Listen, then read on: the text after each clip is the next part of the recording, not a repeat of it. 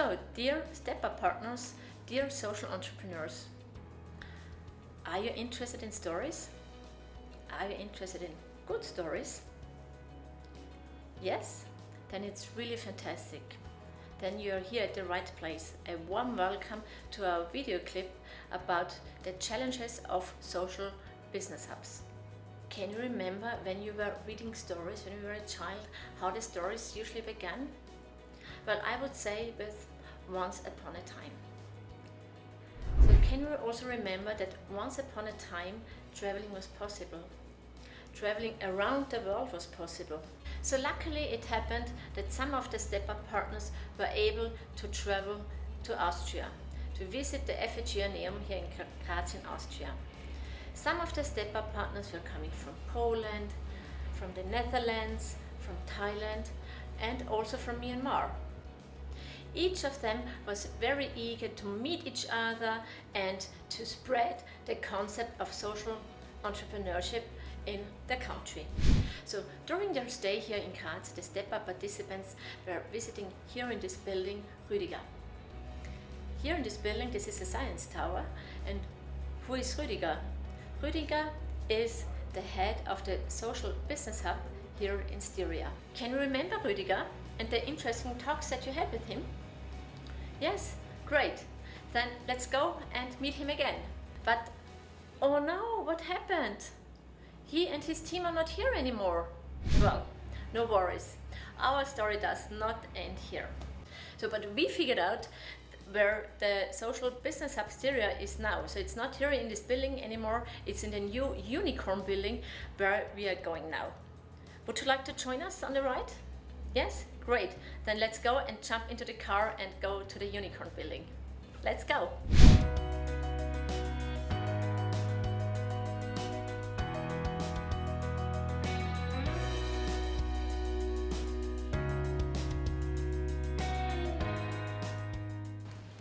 Hi, Rüdiger. Hi there.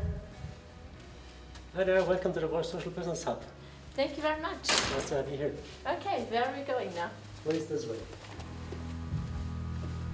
Hi Rüdiger, thank you for spending time with us today. We are very keen on learning from your experience of running such a social business hub here in Styria. Welcome to the Social Business Hub to our premises. For those who have not met you yet, can you please explain where it all got started and why do you think that social business or social entrepreneurship or social entrepreneurs are so important for our society? Sure.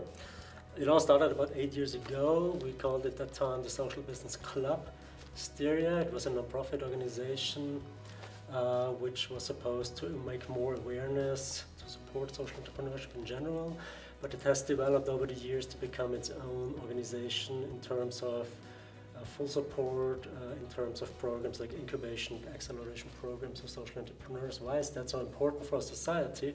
Because we think, this is not ourselves, it's actually a global movement, if you like. We think that it's very important that the entrepreneurs take an active role into society to give positive impact in society by entrepreneurial means. That means with their business models, they actually make positive benefit for business, for planet, for people, all together at the same level. Okay, thank you. What is making the Social Business Hub here in Styria so unique compared to the traditional business hubs?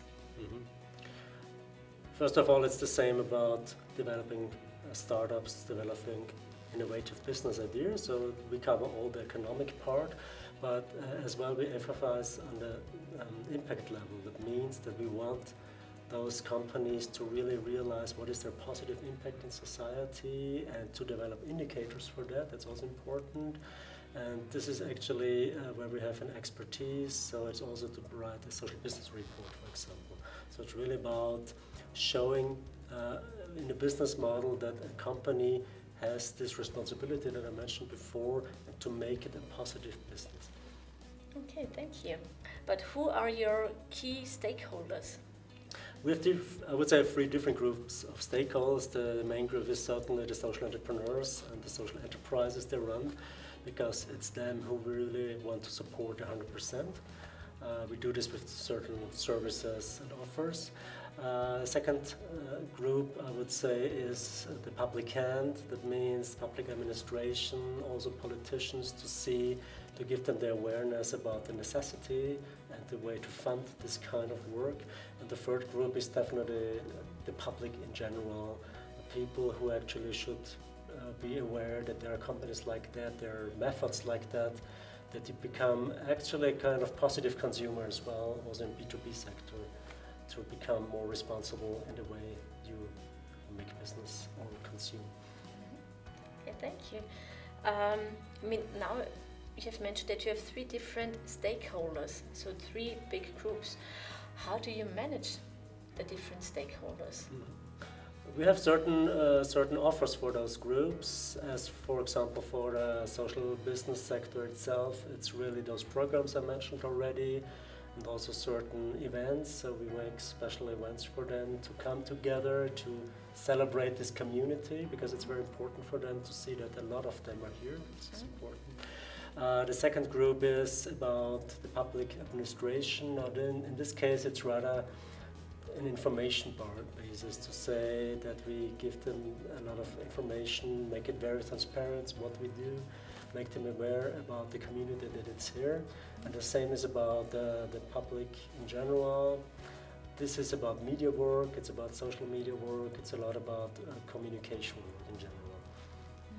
So what I have learned, what you have said, is that you do not only manage your stakeholders, but you try to engage them also.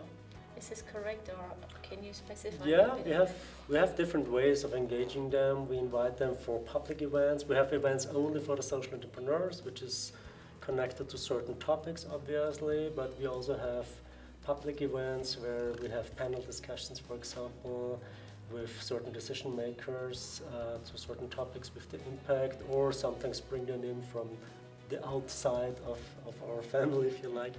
And same in the press work, in the media work, that we really raise topics and make interviews. We have our social business report, and as well once a year make a social business magazine as well, where we invite people to take part in certain content part, or as I say, in the events as well. And last but not least, it's the companies themselves who make events, for example, which are for the public as well, where we support them.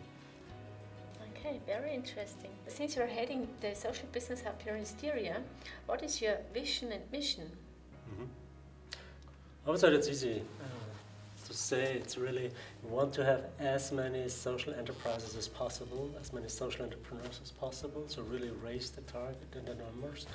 And the second is to make them as successful as possible, in economic-wise, also impact-wise, also in their scaling operations. So it's really about many more of them and even more quality. So you have quite many goals, I would say. So where do you want to be in 5 years' time?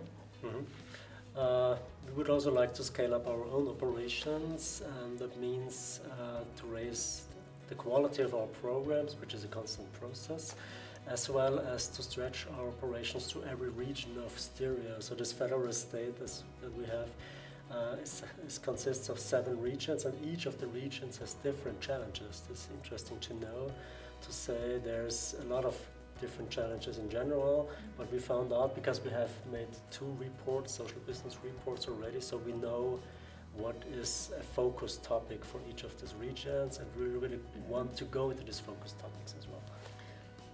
I think it's really interesting to learn that each region has actually different requirements and different needs, how you may want to support them and what they need.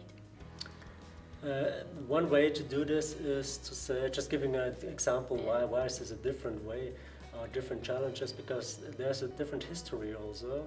For example, we have regions which are thriving in business and in the general quality of living, but other regions are not.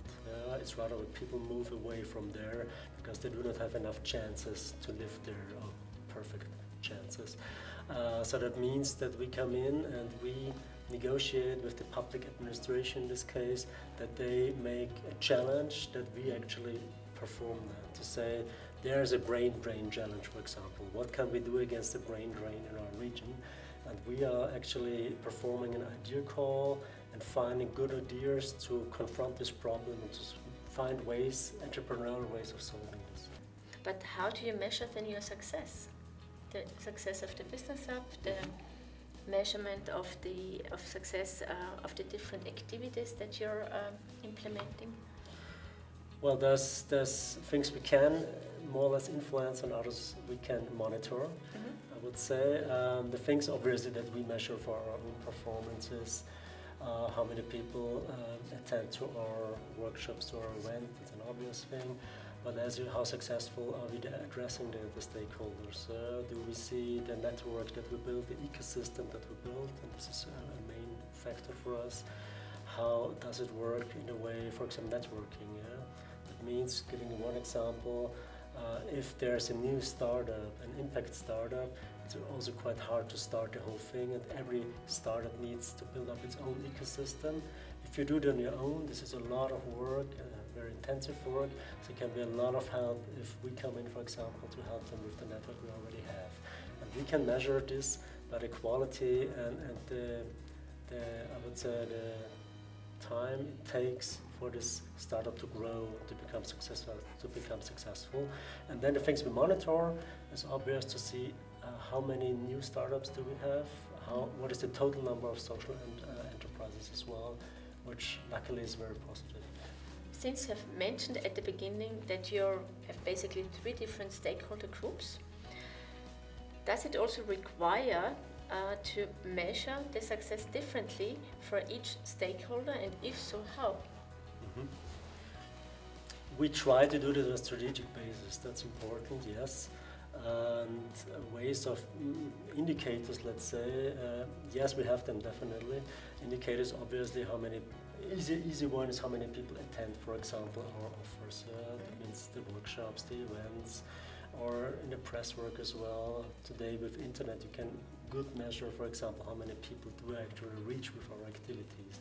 So it's very important. This is quantity-wise. We also try to do it on a quality basis. That means, for example, we have a very broad network, and our companies, the startups especially, need to build those networks, those ecosystems. And if they do it on their own, it takes much longer time for them to be successful and to build those networks. So this is how we help, for example, finding a first customer and really growing their own business. This is a process that we can actually accompany, and this is the way we also measure in a quality way how many of those startups are really staying in the market, for example. This is also very important for us. So not only as many as possible, but also many of them staying in the market. This is also an indicator we have. Okay, interesting. Now, after we have received such valuable information from you already, can you please summarize recommendation for our step-up partners in Thailand and Myanmar in terms of what would you recommend them when they are planning to set up their own social business hub at their universities? First of all, I would say really try to take the perspective of an entrepreneur, to have this entrepreneurial mindset. This is really crucial, because otherwise you might not be credible. So it doesn't mean that you have your own company or things like that, but really to give the transfer, the knowledge that you transfer has to be credible. It means entrepreneurial. The second one would be that you really make use of your own network, because this is, in a way, I would say, setting up a business, and also an impact business, is a lot about building ecosystems. So that means even if it doesn't seem to be relevant, it's always relevant. Yeah. So every one of us knows a lot of people, a lot of business, whatever context, academic context. So really offer this network that you have. And the third one is inspiration. Yeah? That means it's really helpful a lot for entrepreneurs, future entrepreneurs, to become inspired by the others. Yeah? This could be yourself, or this could be other entrepreneurs, but it's really this inspirational level, to ignite this inspirational level of the people, keeps up the motivation for a long time. Thank you so much. So meaning, to summarize on what you have said, is entrepreneurial mindset, using the network, improving the network, and being an inspiration for the social entrepreneurs. Okay, thank you so much for your recommendations. Thank you also so much for your time and your great insights. So I'm really very impressed on what you're doing and your energy and your motivation, and I'm sure that our step-up partners will definitely be inspired on what you just told us today. Thank you. You're welcome. Dear step-up partners, dear social entrepreneurs, our story unfortunately ends now here, and we must leave this inspiring place. But maybe you're up to joining us again in the next step-up videos, and we are looking forward to meeting you again soon. Stay safe and healthy.